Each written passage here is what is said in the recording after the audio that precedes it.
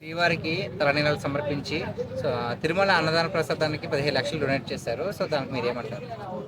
తన తల్లితనాన్ని తను నిరూపించుకున్నారు.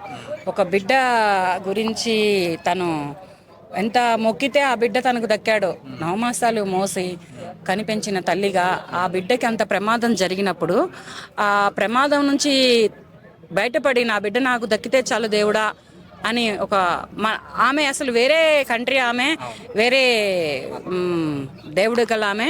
కానీ అటువంటి ఆవిడ మన పవన్ కళ్యాణ్ గారికి వైఫ్ అయిన తర్వాత, మన పవన్ కళ్యాణ్ గారి ఇంటి కోడలైన తర్వాత, కొండదెల వారి ఇంటి కోడలైన తర్వాత మన హిందూ సాంప్రదాయాలని ఒలికిపుచ్చుకుంటూ మన హిందూ సాంప్రదాయాల వైపు అడుగులు వేస్తూ వెంకన్న స్వామి మన ఇండియా కంట్రీలోనే పెద్ద గాడి లార్డ్ వెంకన్న స్వామికి మొక్కుకొని ఆమె అక్కడ అన్నదానానికి 17 లక్షలు డొనేట్ చేశారు అంటే చాలా గ్రేట్.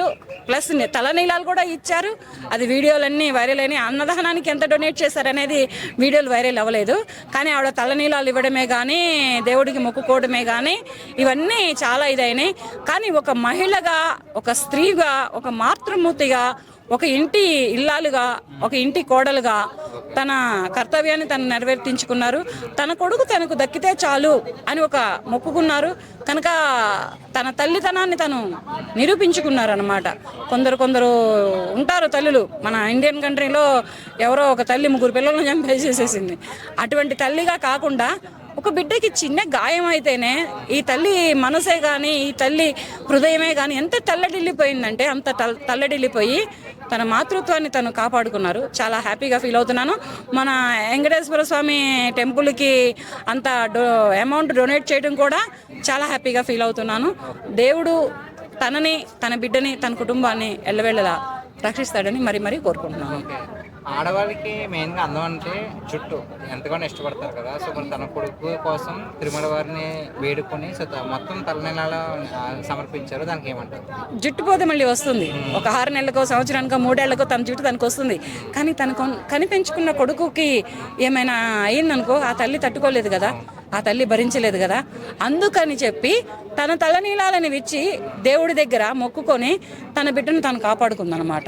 దీనికి కూడా ఆమెకి చాలా వరకు హ్యాట్సాప్ చెప్పొచ్చు. ఒక హిందూ మహిళ కాదు ఆవిడ, కానీ మన హిందూ సాంప్రదాయానికి వచ్చి కట్టు బొట్టు అన్నీ మన హిందూ సాంప్రదాయంలో ఉంటూ మన కొణిదెల వారి ఇంటి కోడలుగా, కొణిదెల వారి ఇంటికి ఉన్నటువంటి పరువు ప్రతిష్టలనే కాకుండా అన్నిటిని తను కాపాడుకుంటూ వస్తుందన్నమాట. చిరంజీవి గారు ఎప్పుడైనా చూసారా? అంటే వేరే కంట్రీ వాళ్ళు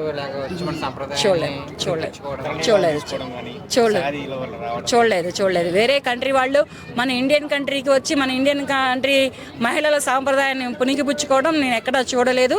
కానీ ఈవిడ ఇటువంటి సాంప్రదాయాలకి ప్రాధాన్యత ఇచ్చి మంచిగా బాగా దేవుడికి మొక్కుకొని తన బిడ్డను తను కాపాడుకుందనమాట. ఆమె అలా చేయడము, ఆమె అనుకున్న కోరిక తీరాలని కోరుకుంటున్నాము. భక్తిని నిరూపించుకున్నారు ఆవిడ.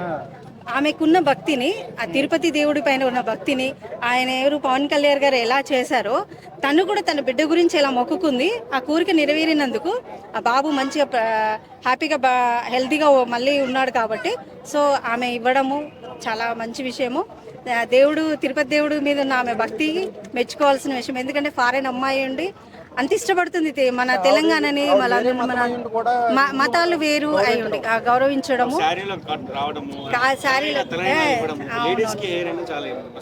ట్రెడిషనల్ గా ఉండడము అనేది చాలా మంచి విషయము. ఆమెను చూస్తే కూడా చాలా బాగా అనిపిస్తుంది. పద్ధతులు కూడా చాలా బాగా పాటిస్తారు. చాలా హ్యాపీ. నేను ఇచ్చారా? ఓకే. ఇంకా ఆమెకి ఇంకా మంచి జరగాలని కోరుకుంటున్నానండి. ఓకే. అయితే తన చిన్నప్పటి నుంచి ఏ మతం అయితే ఉందో ఆ మతాన్ని కొంచెం కించపరిచే విధంగా ఏమైనా చేసిందా అని చెప్పేసి కొంతమంది అంటారు. లేదండి, మన నమ్మకం అండి. దేవుడు ఒకటే, మనము పూజించే దాంట్లో ఉంది. కానీ దేవుడు ఇప్పుడు క్రిస్టియన్ అయినా ఒకటే దేవుడు. మనం మొక్కే దాంట్లోనే మనము చేంజ్ చేస్తున్నాం అందరినీ దేవుళ్ళని. కానీ దేవుడు ఒకడే. ఎక్కడున్నా ఆయనని మనం చేసే పనులు కూడా దేవుడు ఉన్నాడండి. ప్రతి దాంట్లో దేవుడు ఉన్నాడు. మన నమ్మకమే మనకు. ఇది గుడికి వెళ్ళాలి అని లేదు, మన నమ్మకం అది. మన మనసులో మొక్కుకోవాలి. ప్రేయర్ అనేది మనం దేవుడిని, మనం ఎక్కడ నిల్చున్నా అక్కడ మొక్కుకోవచ్చు దేవుడిని. అన్నీ పవన్ కళ్యాణ్ గారి ఇబ్బంది పెట్టడం ఏమైనా ఉందా? లేదండి, అన్నీ వట్టి మాటలు. ఇక ఒక్కొక్కరి ఆలోచనలు ఒక్కొక్కలాగా ఉంటాయి. సో హిందుత్వం గురించి ఆమె చేసింది చాలా బాగుంది. ఆమె నమ్మకం అది. సో క్యాస్ట్ అనేది అది వేస్ట్ మాటలు అవి. అంటే ఎవరైనా ఊహించారంటారు అసలు అటువంటిది? మెగా ఫ్యామిలీ ఊహించిన విషయం జరిగింది అక్కడ. ఇంకా అసలు మెగా ఫ్యామిలీ ఏంటి, అసలు ఆవిడ అలా చేయడం ఏంటి, నీళ్ళలు ఇవ్వడము అసలు చాలా గ్రేట్ అండి. లాస్ట్ టైం రామ్ చరణ్ గారు మసీదుకి వెళ్ళినప్పుడు కూడా చాలా కాంట్రవర్సీ అయింది. అది తప్పండి. నమ్మకం అది మనది. ఇప్పుడు నేను హిందూని, నాకు ఎక్కడైనా టెంపుల్ కనబడి చర్చ్ కనబడింది అనుకోండి, ఏదైనా నా మనసులో మొక్కుంటాను, అది తీరిందంటే అక్కడికి వెళ్ళి నేను ప్రేయర్ చేసుకోవడం తప్పేముందండి. దేవుడు మన నమ్మకం అది, అంతే. మన ఆలోచనలలో తప్పుంది కానీ అన్నీ ఒకటే, దేవుడు ఒక్కడే. అదొక్కటి మీరు కూడా అందరూ అదొక్కటిని మీరు షో చేయండి ఎక్కువ. చాలా మందికి, ఎందుకంటే దేవుడి మీద ఉండే నమ్మకాన్ని ఆమె అక్కడ తీర్చుకున్నది కాబట్టి మీరు కూడా నమ్మితే ఇలా చేయొచ్చు అన్నట్టు. ఈ మధ్య కాలంలో కొంతమంది హిందూ మతం నుంచి ఇతర మతాలు కన్వర్ట్ అవుతున్నారు. లేదండి, అవన్నీ ఎవరి నమ్మకం వాళ్ళది. వీడియో చూసి మారే ఛాన్స్ ఏమైనా ఉందంటారా? అది వాళ్ళ వ్యక్తిత్వాన్ని, వాళ్ళ మనస్తత్వాన్ని బట్టి ఉంటుంది. మనం చెప్పేది ఏం లేదు. వాళ్ళ మనస్తత్వాన్ని బట్టి మారాలా వద్దా, మనం పూజించవచ్చు. మనకు ఎక్కడున్నా దేవుడే. అసలు మనము ఇవన్నీ క్రియేట్ చేసుకున్నాం. మనము కులాలని మతాలని మనం పెట్టుకున్నవి అవి, కానీ వేరే ఏం లేదు. దేవుడు ఒకడే. అవును, మసీదుది పెట్టుకుంటాం కదా, పాటిస్తాము. మనం ఎందుకు పాటించాం? ముస్లింలు ఇప్పుడు వెమ్లవాడలో ముస్లిం దేవుడిది కూడా ఉంది కదా, అక్కడికి కూడా మన దేవుడి శివుని మొక్కేసి అక్కడ కూడా వెళ్ళి దండం పెట్టుకుంటాము. పీరీల పండగకి వస్తే పీరీలు ప్రేయర్ చేసుకుంటాం. సో అది తప్పేం లేదు. మన హిందువులు అందరం కలిసి ఉన్నదే. సాక్షాత్తు శ్రీమన్నారాయణుడే తిరుపతిలో శ్రీ వెంకటేశ్వర స్వామిగా కూడా అది స్వయంభూ. అది ఒకళ్ళు చెక్కిన విగ్రహం కాదు, స్వయంభూ. అది ఆ స్వయంభూ విగ్రహాన్ని తాకితే కూడా మెత్తగా ఉంటుంది. వెంకటేశ్వర స్వామికి నిజంగా వెంట్రుకలు ఉన్నాయి, చెమట పడుతుంది. ఆయన అప్పుడప్పుడు కళ్ళు తెరిచి చూస్తూ ఉంటాడు, మొత్తం గమనిస్తూ ఉంటాడు. ఈ యొక్క వేకుజామున అయితేనేమి కొన్ని నిర్దిష్ట సమయాల్లో ఈ యొక్క దేవతలు వచ్చి కూడా ఆయనకు పూజలు చేస్తుంటారు. ఇదంతా కూడా వాస్తవం. అక్కడ ఉన్నటువంటి శక్తి కూడా అందరికి తెలియజేస్తుంది. ప్రతి భక్తులు కూడా అనుభూతి పొందుతారు. ఇక వెంకటేశ్వర స్వామి గురించి మాట్లాడితే ప్రపంచం అందరూ కూడా ఆయన భక్తులే. ఇటువంటి సందర్భాల్లో ఈ కులాలు, ఇక మతాలు అనేటువంటివి కూడా ఈ మధ్య కాలంలో కొన్ని వందల సంవత్సరాల నుంచి వచ్చినవే. ఈయన అందరికీ ప్రభువు కాబట్టి అందరూ కూడా ఆయన పూజ చేయొచ్చు. కాకపోతే ఇప్పుడు మన దేశంలో ఉన్నటువంటి రాజ్యాంగంలో చట్టాలు ఇవి కొన్ని ఉంటాయి కాబట్టి చట్ట ప్రకారం కూడా చూసినట్టయితే మన భారతదేశము, ఈ యొక్క భారతదేశంలో అనేక మతాలు ఉన్నాయి. హిందూ మతము, ముస్లిం మతం, క్రిస్టియన్ మతం, రకరకాల మతాలు ఉన్నాయి కాబట్టి అన్ని మతస్థులకి కూడా తిరుపతిలో ప్రవేశం ఉన్నది. అది వాస్తవం. నిజాన్ని చెప్పాలంటే ఇక ముస్లిమ్స్ అనేటువంటి వాళ్ళు కూడా వెళ్తారు. ఆమెకి వెంకటేశ్వర స్వామి గారు చాలా కొంతమంది పూజలు చేసే ముస్లిమ్స్ కూడా ఉన్నారు. ఇప్పుడు వెంకటేశ్వర స్వామి మెడలో ఉన్నటువంటి పచ్చల హారం అనేటువంటి మొఘల్ చక్రవర్తులు తయారు చేసినటువంటి హారం. అది మొఘల్ చక్రవర్తులు అనేవాళ్ళు అధికారం కోల్పోయినప్పుడు ఈ యొక్క వెంకటేశ్వర స్వామి గనక హారం వేస్తే తిరిగి అధికారం వస్తుందని తెలిసి స్వామివారికి మొఘల్ చక్రవర్తులు వేయించారు. దాని తర్వాతనే మొఘల్ చక్రవర్తులు కూడా చాలా కాలం కూడా పరిపాలన చేశారు. ఇదంతా వాస్తవం. ఇప్పుడు ఈ విధంగా చూసుకుంటే అక్కడ చట్ట ప్రకారం ఏంటంటే ఇతర మతస్థులు ఎవరైనా సరే తిరుపతి దేవస్థానానికి వచ్చేసి స్వామి దర్శనం చేసుకోవాలంటే వాళ్ళు డిక్లరేషన్ మీద సంతకం చేయాలి. మేము మతాన్ని గౌరవిస్తాము, స్వామిని గౌరవిస్తాము, మీ ఆచార వ్యవహారాలు పాటిస్తాము అనేటువంటి డిక్లరేషన్ ఇవ్వడం ద్వారా ఏ మతస్థులు అయినా సరే వెంకటేశ్వర స్వామి దర్శనం చేసుకోవచ్చు. ఇది ప్రస్తుతం అమల్లో ఉన్నటువంటి చట్టం. ఇది మన దేశంలో అమల్లో ఉంది. అదే విదేశాలు అలా లేదు. మక్కాలో ముస్లిమ్స్ తప్ప వేరే వాళ్ళని రానియరు. అది అక్కడ చట్టం. ఈ విధంగా రకరకాల దేశాలు రకరకాల చట్టాలు ఉన్నాయి.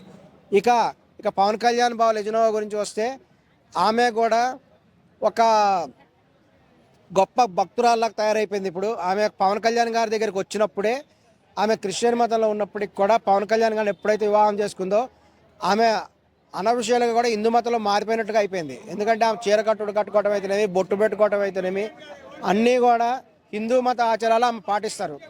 కానీ మేము ఆమెను డిమాండ్ చేసేది ఏంటంటే లెజినోవా గారు అఫీషియల్గా హిందూ మతంలోకి మారాలి అని కూడా డిమాండ్ చేస్తున్నాం. ఇప్పుడు కూడా డిమాండ్ చేస్తున్నాం. లెజినోవా గారు ఆల్రెడీ చీర కట్టుకుంటున్నారు, బొట్టు పెట్టుకుంటున్నారు, అన్ని హిందూ మత సాంప్రదాయాలు పాటిస్తున్నారు. కాబట్టి ఖచ్చితంగా కూడా పవన్ కళ్యాణ్ గారు ఇప్పుడు లెజినోవా గారిని హిందూ మతంలో అఫీషియల్గా మార్చాలి. అప్పుడే ఆయన సనాతన ధర్మాన్ని కూడా పూర్తిగా పాటించినట్టుగా అవుతుంది. ఎందుకంటే ముస్లిం మతంలో చూడండి, ఎవరైనా ఒక స్త్రీ ముస్లింలో పెళ్లి చేసుకోవాలంటే ఆమె పేరు మార్చుకొని ముస్లింలుగా మారిపోవాలి. అదేవిధంగా కూడా ఆమె అంత ప్రేమ లవ్ మ్యారేజ్ చేసుకుంది కాబట్టి ఖచ్చితంగా ఆమె హిందూ మతంలోకి మారిపోవాలి. పవన్ కళ్యాణ్ ఎట్లాగూ సనాతన ధర్మం గురించి జాతీయ స్థాయిలో పోరాటం అంటున్నాడు. జాతీయ స్థాయిలో బోర్డు ఏర్పాటు చేయాలంటున్నాడు. దానికి అనుగుణంగా కూడా ఇక లెజనోవా గారు కూడా తగినటువంటి చర్యలు తీసుకొని ఆమె పూర్తి స్థాయి హిందూగా మారిపోవాలి. ఇప్పుడు ఆమె సింగపూర్లో ఉంది. ఆమె కుమారుడు కూడా తీవ్రమైనటువంటి అగ్ని ప్రమాదానికి లోనయ్యాడు. వాస్తవానికి పూర్తి స్థాయి వివరాలు బయట తెలియనివ్వటం లేదు. ఇది ఆయన మీద జరిగినటువంటి దాడి అని కొంతమంది కూడా భావిస్తున్నారు. ఎందుకంటే పవన్ కళ్యాణ్ గారు సనాతన ధర్మానికి సపోర్ట్ చేస్తున్నాడు కాబట్టి, అంతకు ముందు రోజు ఆయన పర్యటన ద్వారా కొంతమంది విద్యార్థులు నష్టపోయారు కాబట్టి వీళ్ళలో పగబట్టిన వాళ్ళు ఎవరో, లేకపోతే కొంతమంది క్రిస్టియన్లతో పోటీ పడ్డాడు కాబట్టి, లేదా కొంతమంది ముస్లిమ్స్ ఎవరో కూడా మొత్తం మీద పవన్ కళ్యాణ్ గారి మీద పగబట్టి వాళ్ళ కుమారుడి మీద అటాక్ చేశారు అని కూడా భావిస్తున్నారు. ఎందుకంటే సింగపూర్లో ఆ స్థాయిలో అగ్ని ప్రమాదాలు ఎప్పుడు జరగవు. మొత్తం మీద ఏంటంటే అతను జరిగిన అగ్ని ప్రమాదం నుంచి అతను బయటపడ్డాడు. కానీ చాలా గాయాలైన అది వాస్తవం. అంత చిన్నపిల్లవాడి గాయాలయ్యి బయటపడ్డాడంటే ఇక దైవ స్వరూపమే, దైవ యొక్క కృపే భావించేటువంటి లెజనోవా కూడా ఆమె మొక్కున్నది వెంకటేశ్వర స్వామికి. స్వామి, మా అబ్బాయికి ప్రాణహాని లేకుండా ఉంటే మీ యొక్క తిరుపతికి వచ్చేసి నీ యొక్క తలనీలాలు ఇస్తామని మొక్కుంది. ఆ మొక్కు తీర్చుకోవడం కోసమే తన యొక్క పిల్లవాడు ఈ యొక్క మార్క్ శంకర్ అతని పేరు, అతను ప్రాణాలతో బయటపడ్డాడు కాబట్టి తన మొక్కు తీర్చుకోవడం కోసం వచ్చింది. చక్కగా కూడా డిక్లరేషన్లో సైన్ చేసింది. అది గమనించాల్సినటువంటి విషయం. డిక్లరేషన్లో కూడా సైన్ చేసి హిందూ మతాన్ని గౌరవిస్తున్నానని చెప్పి అఫీషియల్గా వెళ్ళేసేసి చక్కగా తలనీలాలు సమర్పించింది. ఏమని చూసి మిగతా రాజకీయ పార్టీల నాయకులు అందరూ కూడా బుద్ధి తెచ్చుకోవాలి. మీకు సిగ్గుచరం ఉంటే అందరూ కూడా లెజనోవాని చూసి నేర్చుకోండి.